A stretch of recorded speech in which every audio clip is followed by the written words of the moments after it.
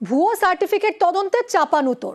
ভুয়ো সার্টিফিকেটে কলকাতা বিশ্ববিদ্যালয়ে স্নাতকোত্তর পড়া হচ্ছে, জাল এসটি সার্টিফিকেট সাইকোলজি নিয়ে পড়াশোনা করছে।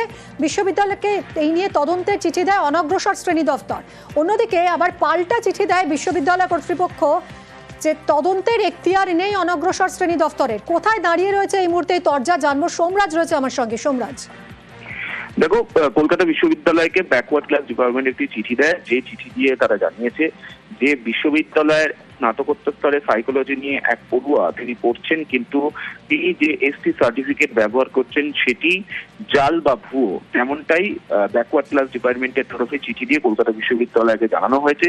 কলকাতা বিশ্ববিদ্যালয়কে গোটা বিষয়টি তদন্ত করতে বলা হয়েছে, কিন্তু কলকাতা বিশ্ববিদ্যালয় কর্তৃপক্ষের বক্তব্য গোটা বিষয়টি নিয়ে তদন্তের এখতিয়ার বিশ্ববিদ্যালয়ের নেই, কারণ যে কোনো ধরনের সার্টিফিকেট, বিশেষ করে ওবিসি সার্টিফিকেট, সেগুলো যাচাই করার প্রক্রিয়া করে ব্যাকওয়ার্ড ক্লাস ডিপার্টমেন্ট। তাই কলকাতা বিশ্ববিদ্যালয়ের তরফে পাল্টা চিঠি দেওয়া হয়েছে ব্যাকওয়ার্ড ক্লাস ডিপার্টমেন্টকে, যে পড়ুয়া সম্পর্কে ব্যাকওয়ার্ড ক্লাস ডিপার্টমেন্ট অভিযোগ জানাচ্ছে সেই পড়ুয়ার এসটি সার্টিফিকেট থেকে শুরু করে যাবতীয় নথি ব্যাকওয়ার্ড ক্লাস ডিপার্টমেন্ট যাচাই করে কলকাতা বিশ্ববিদ্যালয়কে দ্রুত রিপোর্ট দিক।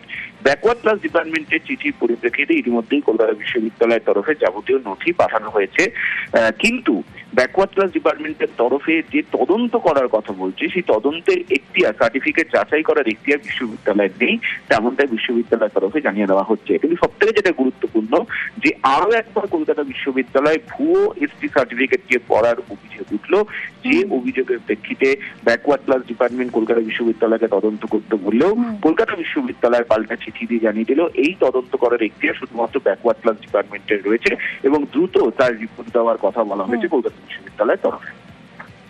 ধন্যবাদ সোমরাজ।